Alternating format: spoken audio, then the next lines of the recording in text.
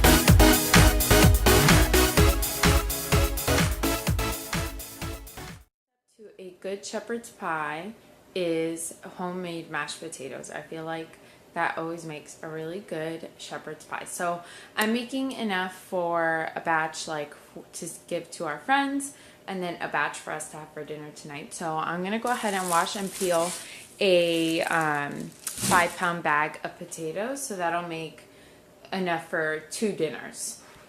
If you're only making 1 dinner, then you don't need that many potatoes.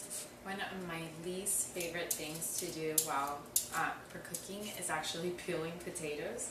I absolutely hate peeling potatoes. I feel like it's just one of those like tedious tasks, and usually we actually prefer mashed potatoes with like the skin on it. We just scrub them like the red skin potatoes, but in shepherd's pie I feel like it's better with just like peeled potatoes.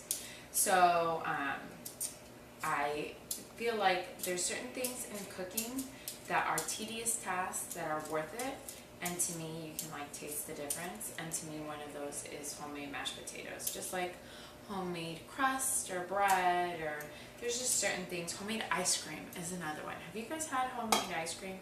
To me it is like the best. So there's certain things that are more work, but you can definitely taste the difference, and I feel like mashed potatoes is one of them. So I'm going to finish. I'm finally, like 20 minutes later, I'm finally done peeling these potatoes. I'm on my last one. And then I'm just going to chop them up and put them in water to boil. And then I also use, put a bunch of salt to give the potatoes flavor before I add like the other seasonings to the potatoes. So I feel like the key to good shepherd's pie is good mashed potatoes. So I definitely like to add salt. I really like the Himalayan salt, the Himalayan pink salt. So I add a bunch of that to the potatoes to give it some flavor before I add like all the other stuff. So I'm going to chop these up, put them to boil, and then I'll show you what I do with the meat for the shepherd's pie. So the potatoes are cooking in this pot over here, and then I just put 2 pounds of ground beef to cook. Now if you're just making like one meal for like a family of 4, then 1 pound of ground beef is plenty, but if you're making for more, then obviously you'll need more ground beef. I normally put 2 yellow onions, but I thought I had yellow onions and I only had red, so I'm just going to do red onions. But I normally do like 1.5 to 2 small yellow onions. And then I'm going to let the ground beef cook up a little bit more with the onions, and then once it's almost fully cooked, then that's when I add the garlic, and then I drain everything. Okay, so I just added the garlic. I added 3 cloves of garlic and I minced it, and then now I am just finishing browning. I drained it already, and I want to finish browning it now. And then I know I added onion and garlic, but I still like to add onion powder and garlic powder. To me, it gives it like a different taste. So I have onion powder, garlic powder, and salt. I learned how to make this from my mom, who doesn't measure anything. So I don't have exact measurements, but I would say probably about a teaspoon. Since you're making a double batch, if you were making one batch, it would be like half a teaspoon of each. So I would say a teaspoon of each, but kind of to your liking and your taste.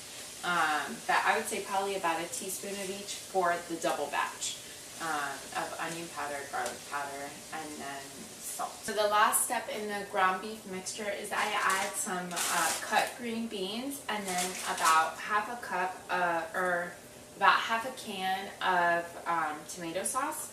You don't want it too saucy, but you don't want it like dry either. So I just add probably like an 8-ounce tomato sauce can. So you don't want it too much. So this is about the consistency you want the meat. You don't want it saucy like meat sauce. You just want it like lightly coated, just so it doesn't, like the meat doesn't taste super dry with the mashed potatoes.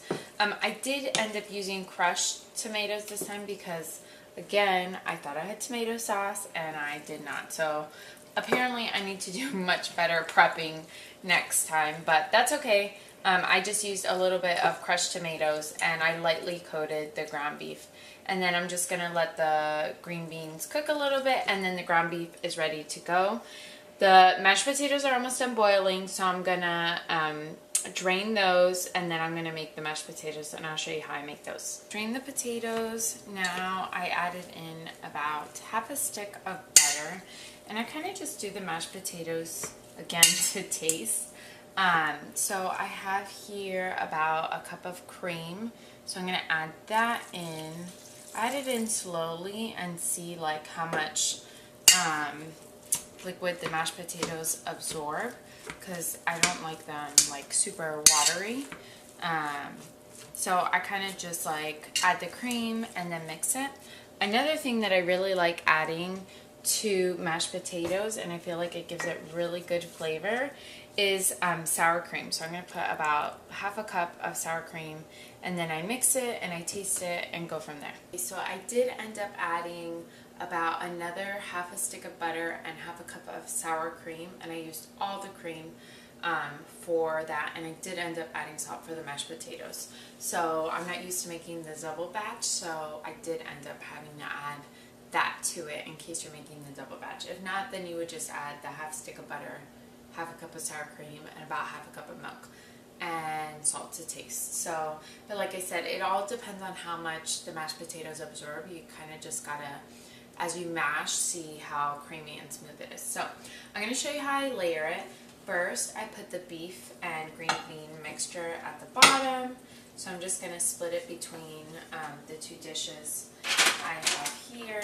Next, I scoop in the mashed potatoes, and I do like a whole layer of mashed potatoes. Now sometimes I do add biscuits on top too, but since I'm making this ahead, I'm going to put instructions on sticking it in the oven, and I don't want it to be too complicated with the biscuits, or the biscuits to get mushy or soggy or anything like that. So I'm just doing cheese this time. But another thing that tastes absolutely delicious is putting the Pillsbury flaky biscuits on top. That is amazing. Okay, so this is what they look like. And then so tomorrow when they're ready to be eaten, I'm just going to stick them in the oven for 350 for about 30 minutes. So I take it to, whenever I take it to people, I just take it with, I take it on the earlier side, That way, if they want to have it that night, they can have it that night, or if they want to save it for another meal. So I usually don't stick theirs in the oven. That way, if they want to save it for another night, that's an option for them too. So yeah, that's kind of how I make the shepherd's pie. Nice thing about cooking at night is you get to clean as you go. So all I have is actually the 2 pots that I was making the shepherd's pie with. Everything else I kind of was cleaning as I go. But the counters all have to be wiped down and clean, and then the food needs to be put away. So I'm going to go ahead and do that and then call it a night.